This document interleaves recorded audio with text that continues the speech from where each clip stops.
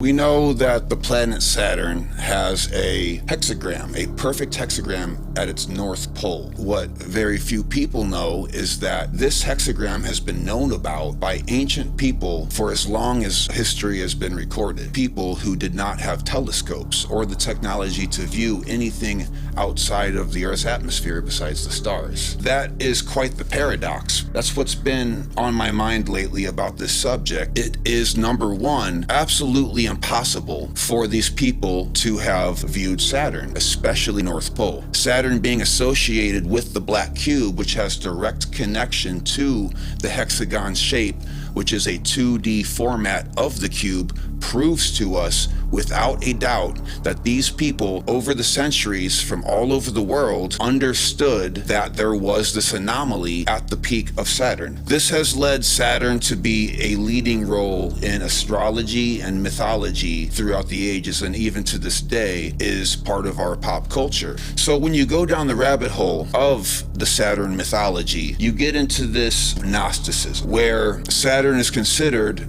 a great teacher, but through suffering specifically. It's been associated with the bringer of light, Lucifer, the primordial star, or the original black star is what it was called. It's also been called the black cube. Of course, the cube representing that 2D format of it, the hexagon at the top. And the people who understood that there was a hexagon at the North Pole of Saturn must have been either incredibly sophisticated technologically, which we're told is not so, or were able to somehow, with some extrasensory perception, understand the makeup of Saturn. So if Saturn is here to teach us through suffering, I suppose it's not necessarily an evil force, but there is a price to be paid.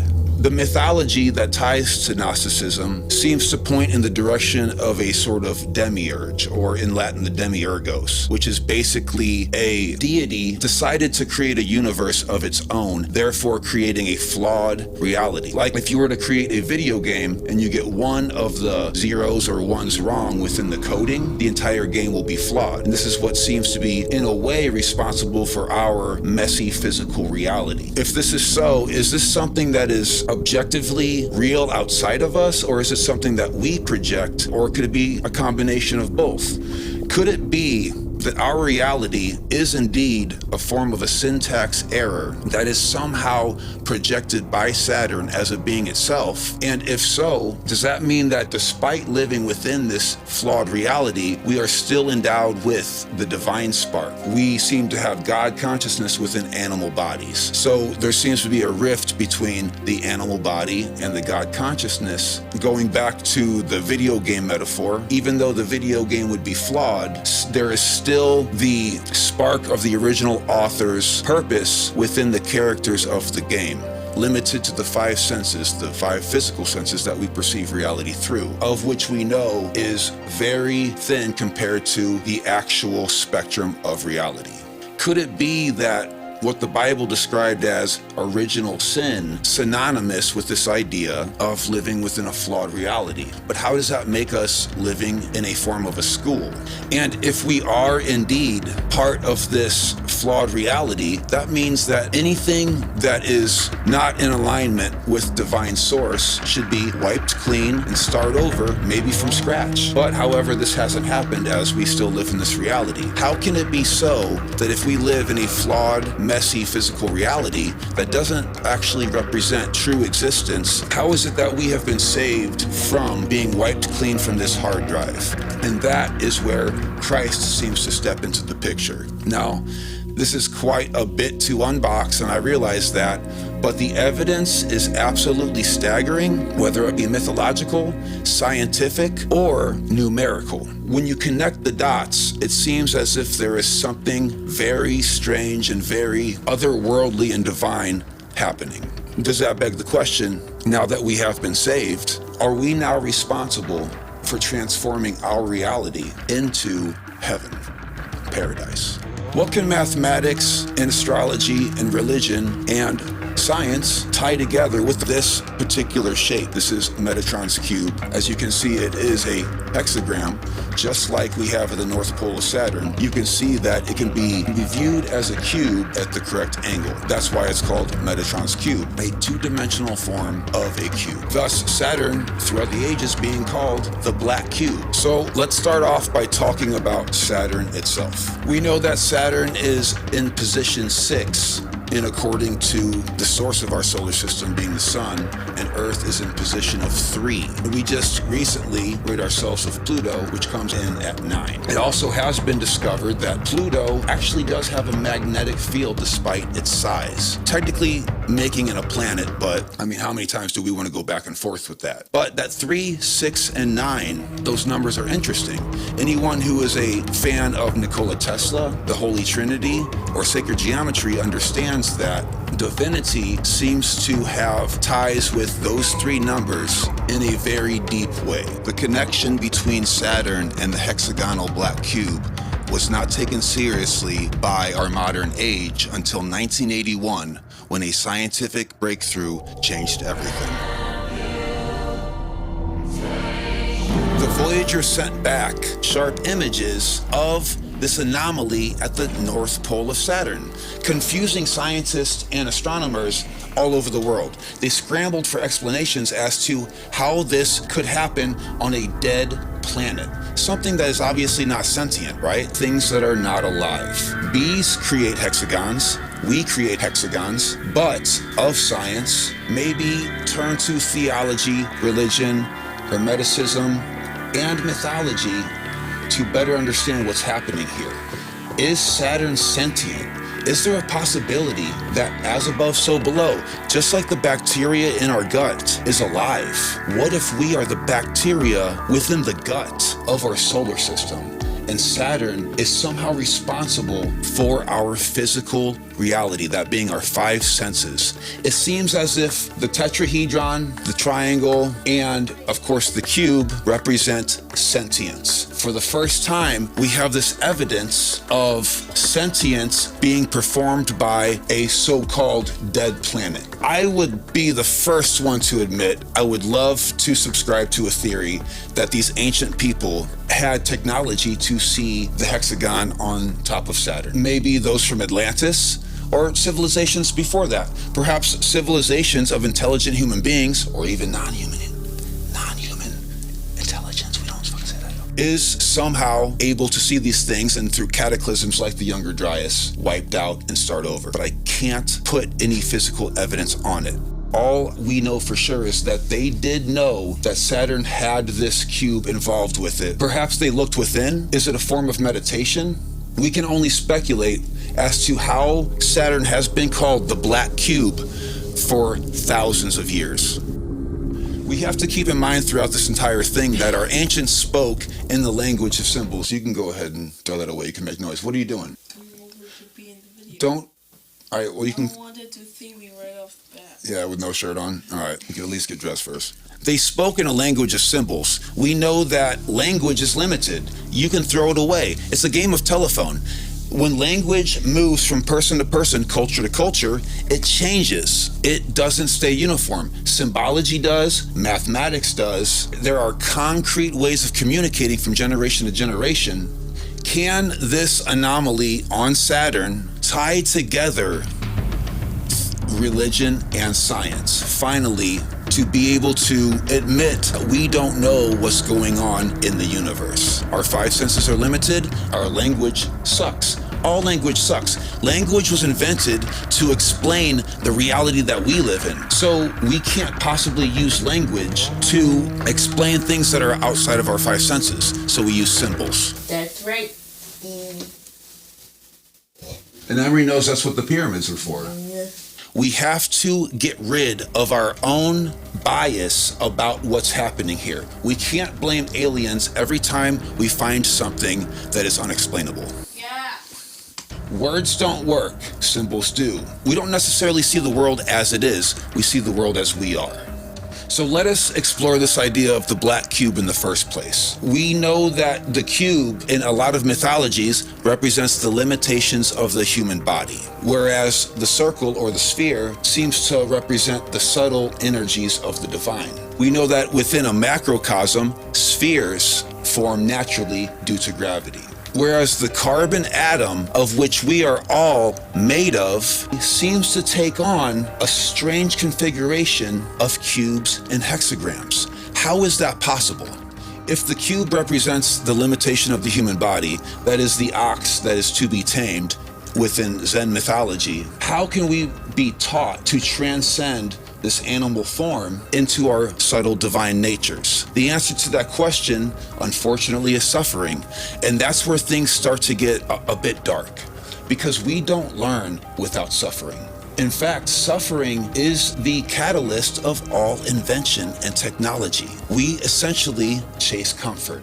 To live in this animal body, we are subject to desires. We need air, food, and water. It's literally painful to exist in physical reality. If you think about physical reality in the case of the Gnostic view of the demiurge having created it, syntax error, it would almost seem as if it was an accident, or at least if on purpose. What if it is some form of school? Use that error to create a school for flawed beings such as ourselves who are born in original sin. Otherwise, we might have been wiped clean by the primordial first cause. There's no way of proving that the primordial first cause is that of good. We invented good and bad. That's us. What if evil doesn't exist? What if good doesn't exist?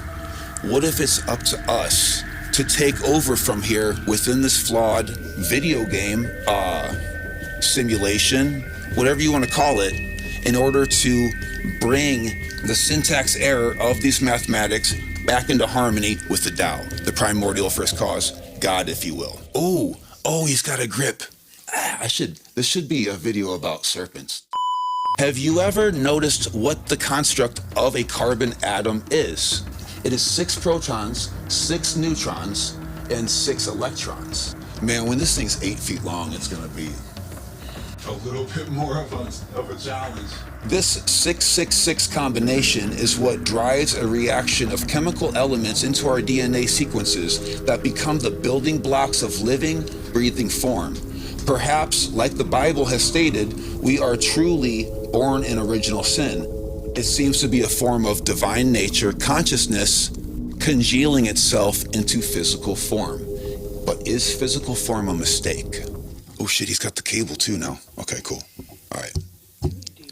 This is gonna turn into a 45-minute video. If we turn that hexagon of the 3 sixes back on its side where it can be placed firmly on the ground, it is a cube. What happens when we unfold it? We talked about the sacrifice of Christ. Anyone who in grade school create a cube out of paper knows that it starts with a cross. This makes me wonder about the symbology of the cross in the first place. If we know that Jesus entered our reality to save us from the flaw, wouldn't it make sense that to share that message to the future generations, we would create what I call an allegory? Well, what everybody calls an allegory. A euphemism, a metaphor. He left his body on the cross, black cube, and transcended his animal form, leaving it behind on the cross. His spiritual nature was no longer bound to the material world and free from the limitations of the black cube. Not that he ever was in the first place, by the way. He had transcended that shit in this reality, which maybe should be our goal. Christ was crucified between 2 thieves. This is interesting. Nothing in the symbology of the Bible is on accident, by the way. What happens if we unite these opposites? How would we perceive reality if instead of bouncing back and forth between these 2 thieves, the hemispheres of the brain, we have a total synchronization of the opposing forces to unite the opposites of the cross? As Carl Jung would put it, to unite the opposing forces of the opposites.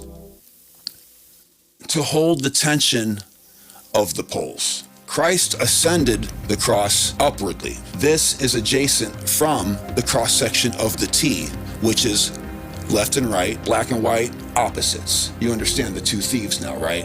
One was innocent, one was guilty. Could it be that the right hemisphere of the brain was innocent? Could that be the message that they're trying to send us all these years later? Was a man named Jesus literally crucified and humiliated for teaching human beings about peace and love?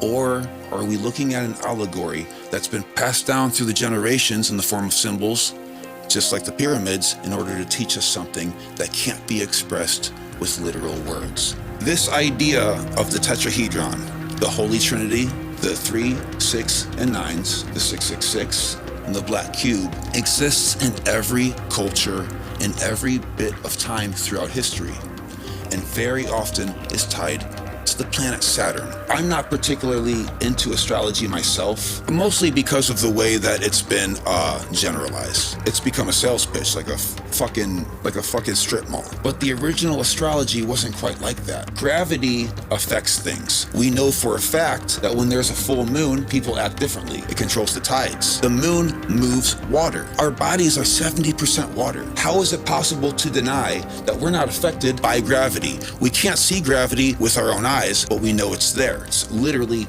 holding us together. Saturn has gravity, an immense, incredible amount of gravity. To think that Saturn doesn't have an influence of human nature and behavior is ridiculous based on gravity alone. Based on science alone, you don't need mythology for that. So if we could admit that, even scientifically, is it strange to wonder if Saturn is somehow responsible for our limited view of reality constricted to the 5 senses? Could it be that we are of spiritual nature, and to make our souls learn, evolve, we have placed ourselves within these animal bodies, subject to the cruelty in order to face problems that a spirit that does not need food, water, and air, or desires would need in order to teach our souls empathy, understanding, limitations? And can spirit, the subtle energies of spirit, pierce into this physical syntax error that we live in, and through creativity cause us to expand our consciousness and thus rejoin with that primordial first cause that must exist before matter exists? As we know from previous videos,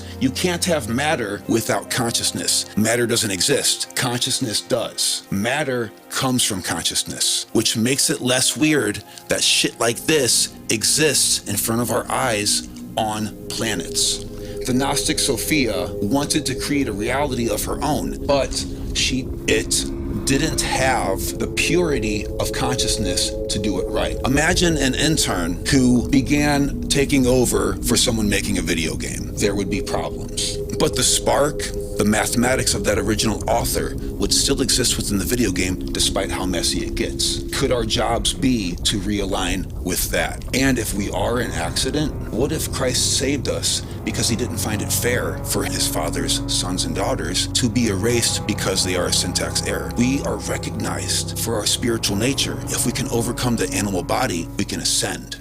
A lot of you watching this have probably seen the popular animated TV show Rick and Morty. A mad scientist named Rick decided to invent a machine to serve him butter. When the machine became sentient and realized that its entire sole purpose was to serve butter, it went into a depressive state. This is a good way to understand that Gnostic cruelty of physical existence. Rick's battery on his car, or fucking something like that. I'm gonna get the details of this episode wrong, but it's the gist. The battery on his car quit working, so he had to shrink himself down into a macrocosmic level to go into the battery. There was an entire civilization of living physical entities whose efforts and energy is actually what powered Rick's car. Rick pleaded with Morty and said, "Do not tell these people that their sole purpose is to power my car. It would create chaos." The living entities, the conscious beings within this reality, wouldn't be able to handle the brutal reality of their existence being for the sole purpose to power some dirtbag's fucking car. It would cause mass suicide. When Rick goes down there as an avatar, he's considered a god. This is obviously funny and humorous to watch for us because we know that that's a TV show and we don't have to worry about that. We live in objective reality, right? There's no way that we are a power source for an evil entity. It can't be. That certainty that we are not a food source for a higher creature that could be, in a way, malicious is hubris. It's ego. We think we're the top of the food chain, and when we find out that we're not, we freak the fuck out. What would happen if our species was to realize that we were a sort of a farm, a sort of an experiment, maybe even bacteria in a petri dish, or powering somebody else's world of a magnitude that we can't even imagine? If that's the case, how could we be controlled?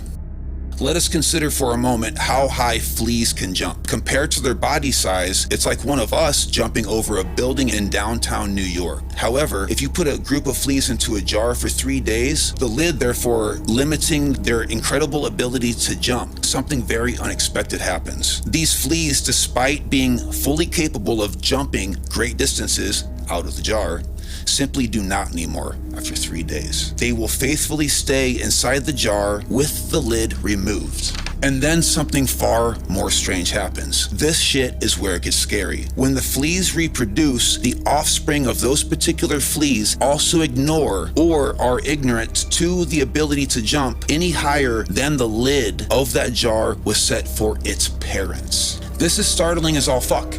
Fleas, just like us, are made out of carbon. We just learned that carbon is, in its raw form, the 666. We are fleas. We're living, we're breathing, sentient to a particular degree, and we can be controlled.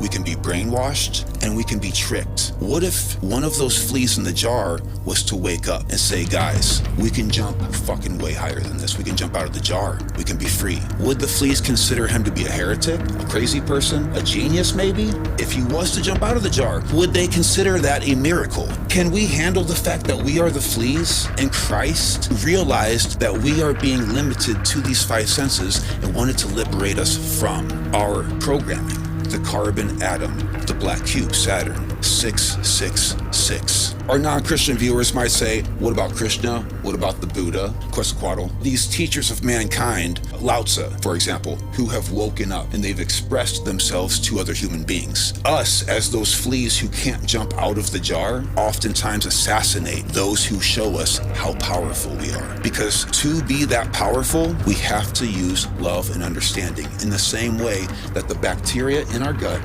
has to break down proteins, get along with the amino acids in order to create DNA. All of the portions of our body, which is essentially a place, all of these atoms, molecules, DNA, organs, etc., have to get along and live in harmony for us to thrive. If they don't live in harmony, it becomes cancer. That's science. That's not theology. That's in our body right now. Imagine, like the Kabbalah says, we are meant to create one uniform creature and have it realize bliss.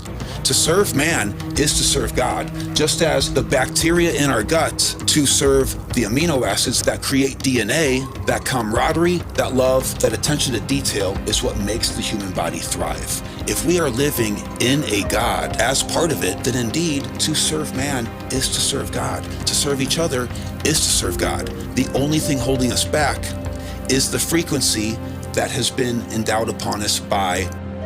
But why would something oppose our growth spiritually? It is said that there are these beings called archons that were created out of the syntax error. They feast and use as sustenance our energy, like Rick's battery.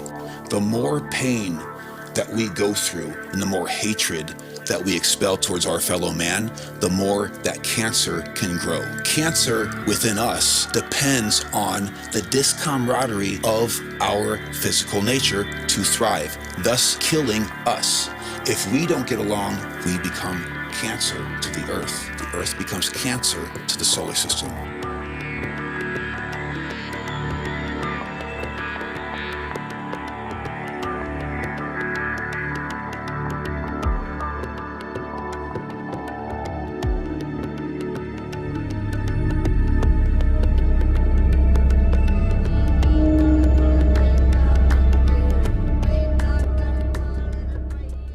Mark Rober, if you're watching this, that you probably aren't, Called out. don't care what the police say, sell glitter bombs. Yeah. We subscribe to your Tinker Crate, Mark Rober. Do not ever send us a glitter bomb.